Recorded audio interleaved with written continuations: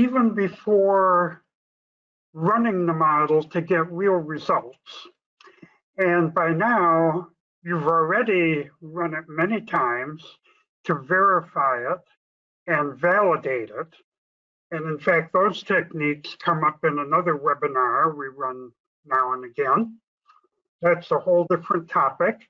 So at this moment, where this slide picks up, the model is ready to give valuable insights and output. Now, first of all, is the system being modeled, and hence the treatment of the model, terminating, as would be the case for a bank, a restaurant, a retail store that closes and then opens again empty the next day? Or is the system and hence the model to be considered steady state, never really closing and emptying out and then starting up again empty? That would certainly be the case for an emergency room, a blast furnace, a large busy airport, and indeed most manufacturing operations. Even if the manufacturing work ends on Friday afternoon and starts up again Monday morning, it starts up where it left off. The system is not completely empty, filling up again next Monday morning at shift start. And if a system is steady state, as the majority of manufacturing systems are, the model should be run on that basis also. That means you warm it up for a while. That is to say, you tell the computer software to run the model until it reaches a reasonably average long-term condition without gathering statistics, which would be biased downward because the computer model started empty. So how long is that a while? That depends on observation and statistical judgment. It may be one shift, one day, 1 week, depending on the situation. Maybe it can be shortened by judiciously making some of the buffers half full instead of empty when the model starts. That can shorten the warm-up period needed. Now, how many replications do you need? Well, you're certainly going to want to build confidence intervals for your key performance metrics, like throughput. That's one of the biggest, and we'll look at some others in upcoming slides. Well, I guarantee you, you need more than one. Every statistician wants a sample size of more than one. Otherwise, you cannot build a confidence interval. So you certainly need more than one replication. Sometimes 20 or 30 are enough. Sometimes 80 or 100 may be necessary. And they won't cost much. Computer time is quick and cheap these days. So those are some of the basic considerations. Now, what output data do you need in order to help you improve your process and make intelligent choices among possible improvement alternatives that you will then try hypothetically by putting them into the model logic? Well, I already mentioned number one on this slide. That's really the bottom line. How about your utilization? Operations research people who specialize in queuing theory will usually say that under conditions of randomness, 80% utilization is probably about right. If the utilization is much lower, you're not getting very much use out of your expensive expert employees or costly machines or whatever it might be. In view of randomness, if the utilization goes much over 80%, you're likely to have uncomfortably long lines and long waiting times in those times. And that gives you a lead-in to the next two bullet points. On average, how long are your queues waiting to get on a machine or receive a certain service? And what is the average time spent waiting in those queues? And what is the average time in system from entry to exit in the manufacturing process, the healthcare clinic, the whatever is being modeled, from start to finish? And considering machines, very likely you'll be modeling random breakdowns. What % of time is the machine down? And for machines in particular, % of time down, that means there's a problem right at that machine. % of time blocked, that might mean there's a problem with the next machine downstream. It's off shift, or more likely down. The machine being spoken of that is blocked has finished its work but has no place to put it, so it cannot productively employ itself in beginning another piece of work. That's blockage. Or starved, the upstream machine is down, not working for whatever reason. So the machine in question is starved. It's receiving nothing to do. So these last two bullet points, % of time down, that's a problem right at this machine. % of time blocked, that points problems downstream. % of time starved, that points to problems upstream.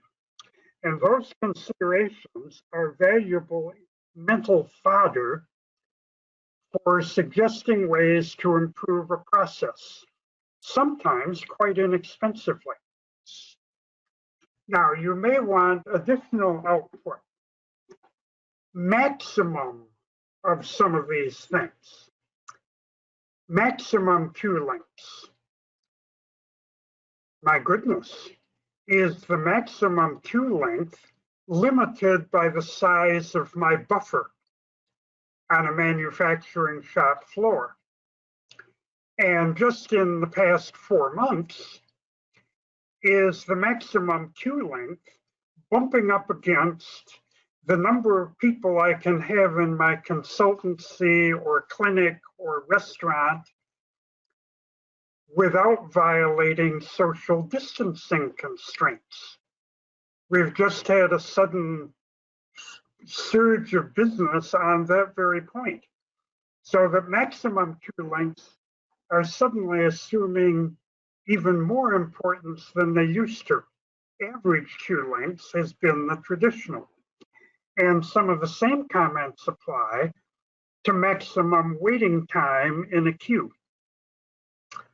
Or closely related to that, over what % of time did a queue waiting for a machine or a consultant or an X-ray machine or a nurse, what % of time did that line of people or parts waiting contain more than some certain number?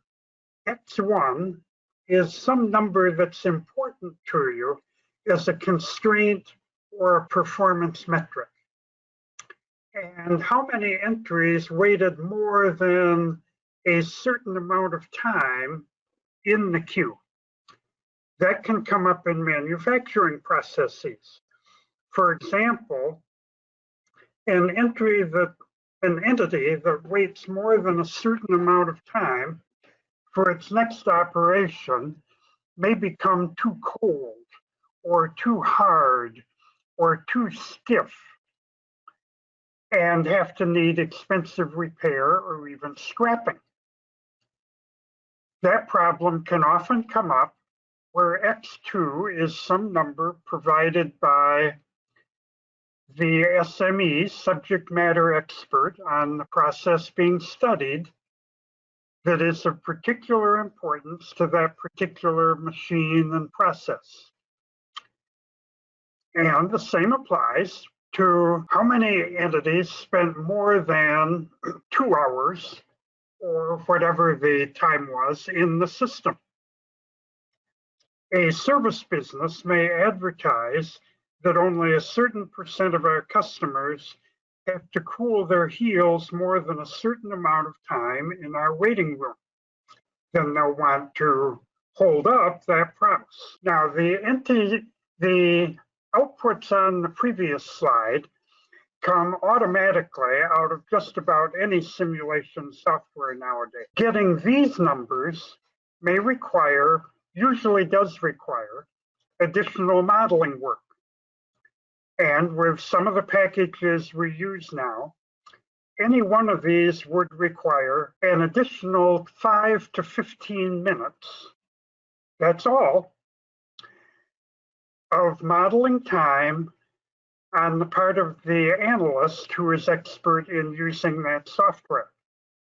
So we tell our clients, don't hesitate to ask, what other outputs are important to you, even though you may think of them as customizable?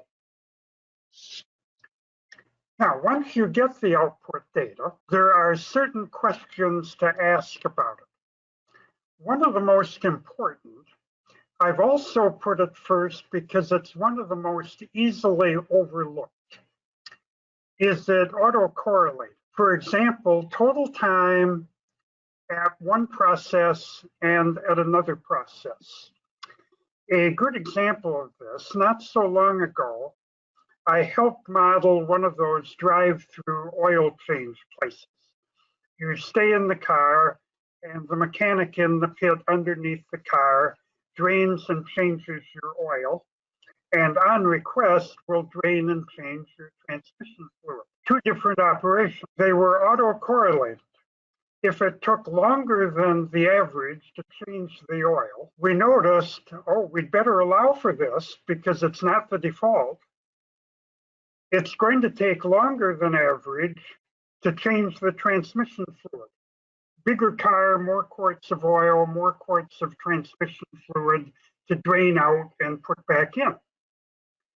And that is a positive correlation, and typically overlooking a positive autocorrelation of this kind creates over-optimistic performance metrics.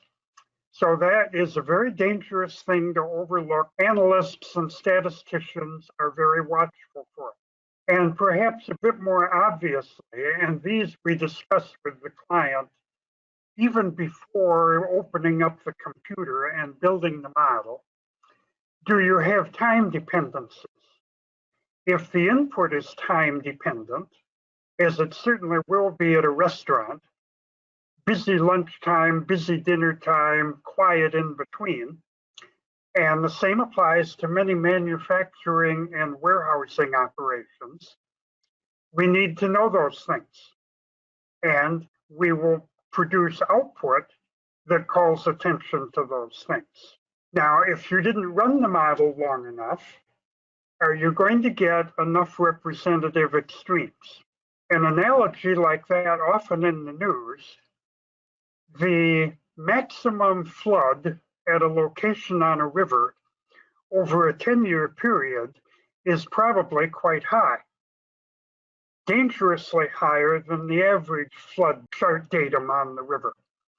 But the worst flood maximum over 50 or 100 years is likely to be much worse, reach farther into the tail. Extreme conditions, the ones far out in the tail, may very well be the ones the client is most concerned about. That calls for careful attention to distribution analysis. Distributions like the Erlang, the Weibull, the log normal, and the exponential allow for this. They have theoretically infinite positive tails. But a simulation output run is going to produce only finitely many numbers. So we'd better ask for plenty of numbers. And likewise, do observations show interdependence? Fatigue may lengthen process times. Learning on the part of a new mechanic or warehouse forklift driver may shorten them. So they may not be IID. That's my statistician logic, not just mine, but standard. Are they independent, identically distributed? That's the default and often tacit assumption to the detriment of looking at the output data carefully. So that assumption of independent, identically distributed may very well be wrong by a little or by a lot and needs careful examination. Now, you're going to be building confidence intervals and conducting hypothesis tests about the results.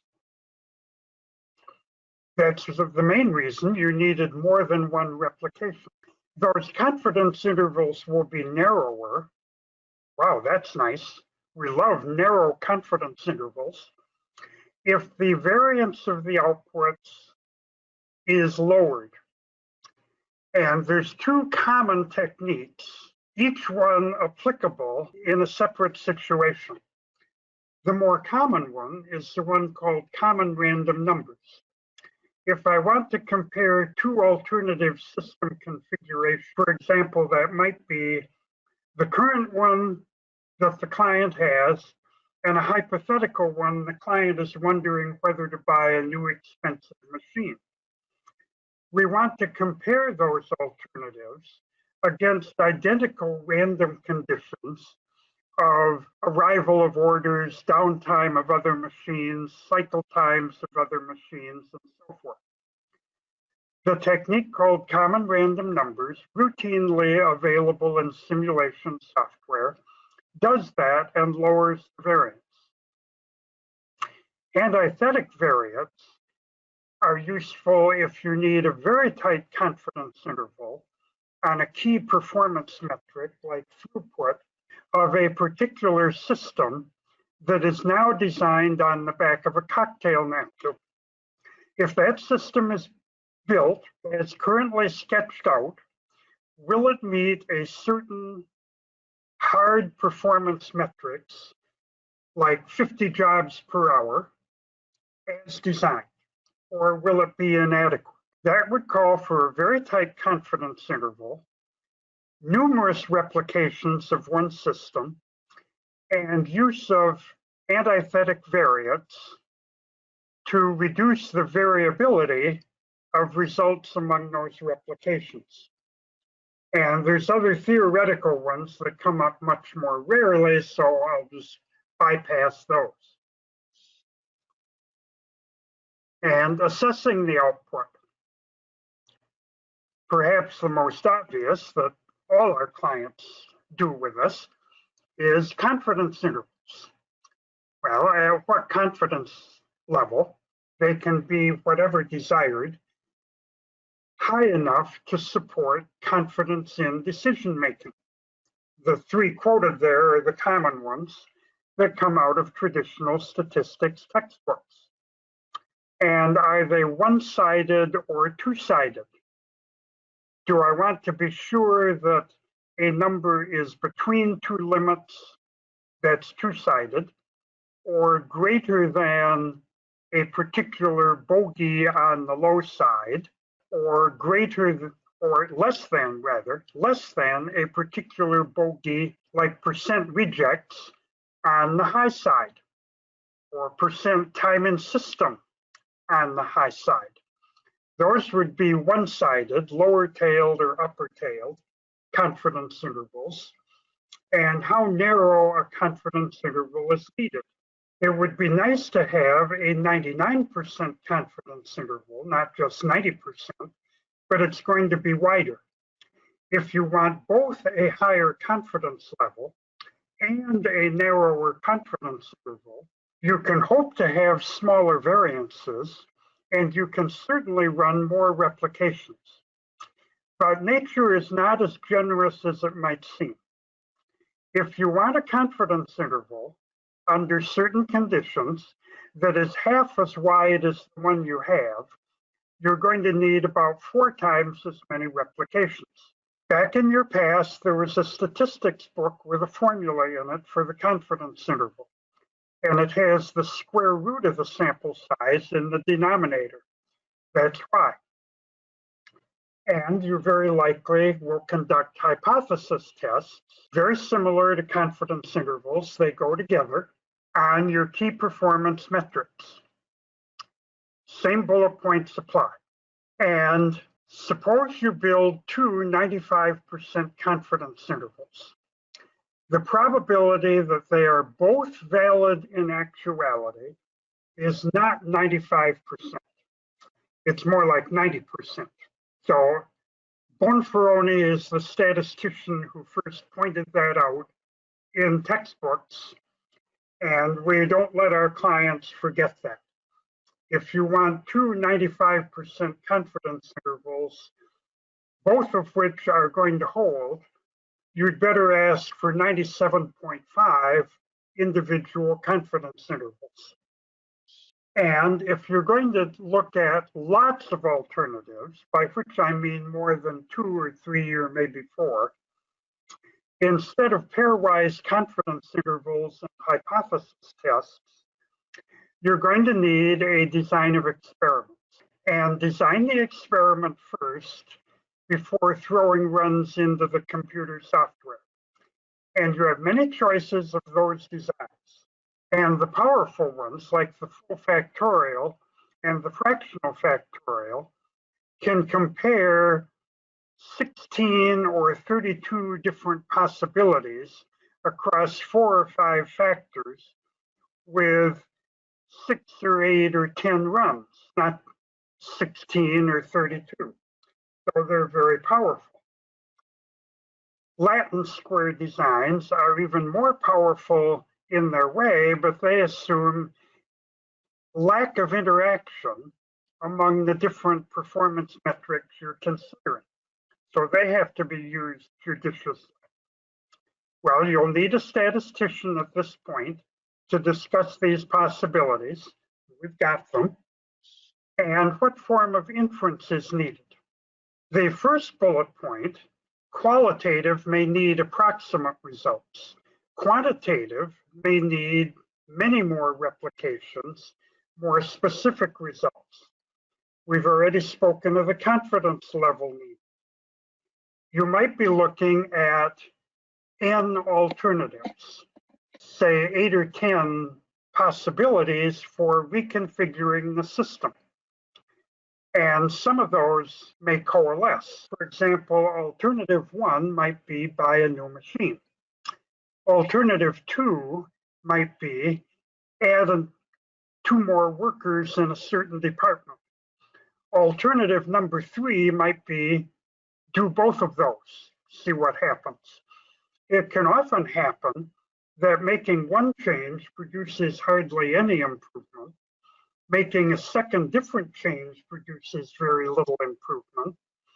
But doing both of those things will produce a very welcome, noticeable improvement. And simulation is extremely good at exposing such situations. So out of, let us say, 10 alternatives, you might want to know the 3 best ones, either ranked in 1, 2, 3 order or not ranked for a first look. Or I might want a subset of a certain size, 3, guaranteed to contain the best of the 10 alternatives I'm considering. Now, 3 examples, 2 of them specifically manufacturing. This one deliberately is not.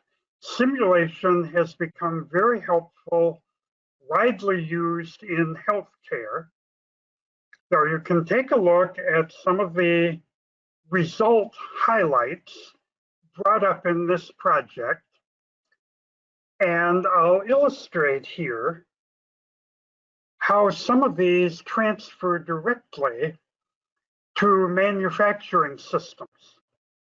For example, percentage of Well, here it's surgical operations starting at or finishing on time. Suppose you're thinking of a job shop. You want to minimize lateness. Well, there's at least 3 ways to do that. I can minimize the total amount of lateness. For example, if job order 1 is 2 days late and job order 2 is 3 days late, that's 5 lateness days. Minimize that number. In other words, minimize the total volume of screaming from your customers. Or I might want to minimize the percent of job orders we do or operations we perform that start or finish late. Colloquially, that would be minimize the number of customers who scream. I might want to minimize the maximum amount by which any particular scheduled operation or job order is late. Colloquially, that would say minimize the loudest voice of screaming from a dissatisfied customer. Those already are 3 different things to minimize, and the ways to minimize those 3 may be very different from one to the other. And here you see reference to, there's dependency, type of operation or type of work going through a factory, day of the week. Mean and median may be very different, especially if there's a skewed distribution. So we certainly encourage our clients to look at both. And if there's sensitivity to the high end, what was the 3rd quartile? And having done this in the surgery, we did it for the post-anesthesia care. Now here come 2 more examples that we're specifically manufacturing. Material handling.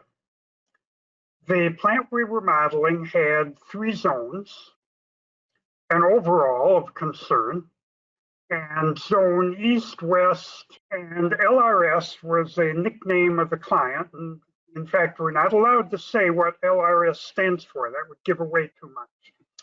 But the client was interested in overall and a breakdown among 3 zones. Those tuggers are expensive to run. They're accident prone. The less you use them and the less you have them running around, consistent with material delivery demands, the less risk of accident there is, the less maintenance of the tugger equipment there is, and the lower the wage costs go down. The same was true of the forklift trucks. For a vehicle, like a tugger train, a forklift, an automatic guided vehicle, how much time does it spend loading or unloading? How much time does it spend carrying at least one part? Maybe it can carry more. And if so, what's the average load it's carrying? And how much time is it traveling empty? And of the time traveling empty, how much of that time is spent going to the next point of call, which certainly is sort of value added, even though the part isn't loaded on it yet. And the main thing we told this client, as I remember quite vividly, is you've got one particular type of widget stored in almost exactly the wrong place. And all the delivery metrics were still met, but getting the fleet down from 14 to 11 was a cost saving. The client went away very happy. Now we have a 3rd example here. This was airplane manufacture. So I'd better pay attention to my buffer sizes. If I have too many airplanes on the plant floor, well, they're pretty big. I can't just put them in the desk drawer if I don't know where else to put them. Well, planes produced per day, that's throughput. And particularly here, where I'm manufacturing large objects, an airplane certainly is, even more than a refrigerator. That was another of our projects for an appliance manufacturer, but an airplane's even bigger. So the client was particularly interested. Suppose machines in order are partway through the line, 7, 8, 9, 10. 10 goes down, so certainly 9 gets blocked. Pretty soon 8 gets blocked. Part of the time, it even backs up as far as 7 gets blocked. Not as large a percent, but to what extent did this blockage backwater upstream on the production process? And here again, we had alternatives. The client was considering 2 different things. And then we suggested, well, is it conceivable that you do both? Well, yes. So we looked at both, which was an increment of less than 1 day added to our time spent with this client. We had already added 1 hypothetical buffer.